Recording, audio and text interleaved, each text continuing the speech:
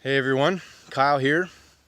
I'm reaching out to you guys to let you know that I've got my wood chipper up and running, and probably around the beginning of early August, I'm going to put it out to the community that I'm going to come by and collect and chip piles that people in the neighborhood put by the roadside.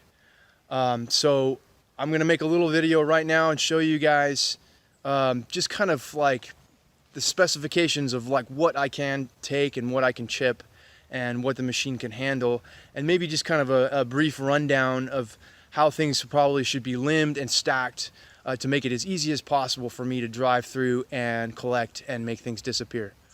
So in a second, I'm just going to show you what I got, what I've been working on here, and just kind of give you a brief rundown. So for starters, what's really beneficial is when things are stacked up by a roadside, to have things, all the limbs facing in the same direction. So the fat end on this side, and then all the brushy, leafy side on the other side, and that just makes it so I can just grab things and throw them straight into the machine. And for the most part, I'm trying to have the limbs being, for ease on the roadside, cut to about 5 or 6 foot in length. Nothing too excessively long, because it just makes it harder to manage, and then also just these monstrous piles by the roadside isn't a good thing either. But yeah, the major thing is just having things all facing the same direction is super beneficial. And the chipper is actually, it's rated to chip logs that are up to 6 inches, but that's running it hard.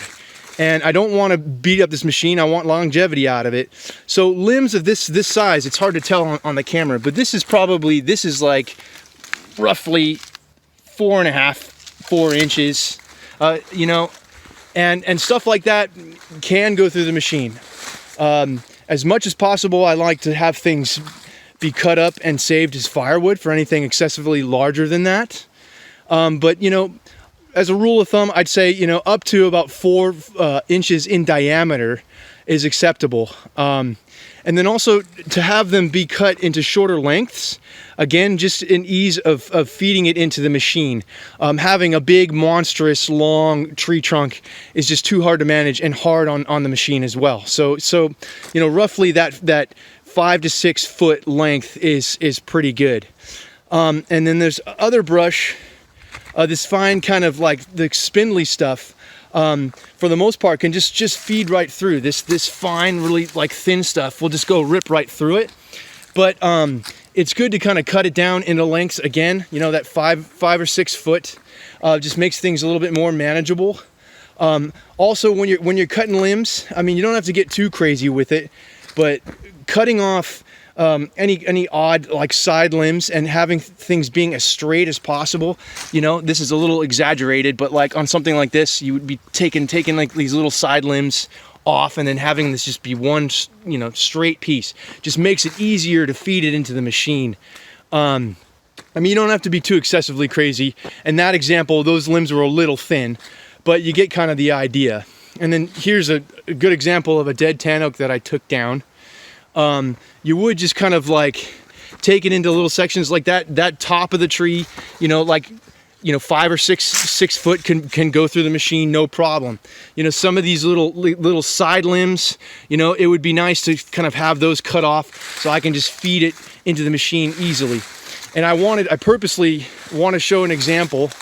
Again, it probably would be something of a little bit bigger size, but cutting off these like horizontal limbs, this piece here off the main tree trunk, is really important, because as I try to feed this into the machine, this gap here could impede the limb from feeding into the machine. So if possible, or definitely necessary actually, to just have that cut off and have this be a clean limb. So this piece, this large tree trunk, can just feed right into the chipper, and there's nothing blocking it and keeping it from feeding in.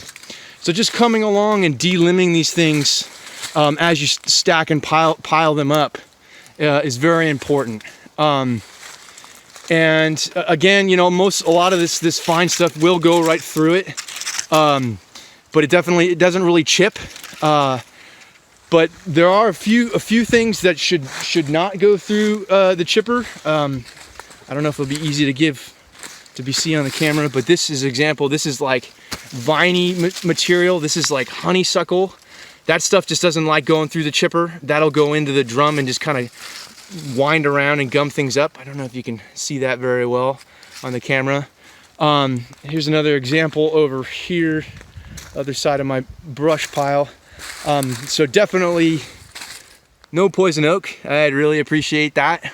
And then also, I don't know if you can quite see it on camera, but this is French broom. That kind of stuff is just kind of spindly and it's just got fibrous, you know, trunk, and it doesn't like being chipped very well.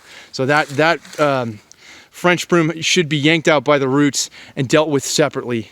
So any of that kind of spindly stuff, I can't really take.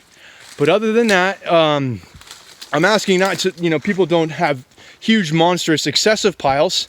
I mean, I'm hoping to do multiple days and maybe more of this in the future. But you know, within reason, have a good pile out in front of your house. Please keep it within those, you know, specifications, that size, and then also just kind of that length. And having things, you know, all go in the same direction is much appreciated. And yeah, I'm looking forward to coming along and just getting rid of some of this stuff and just cleaning out the neighborhood. So let's make it happen. All right, thanks everybody. Bye.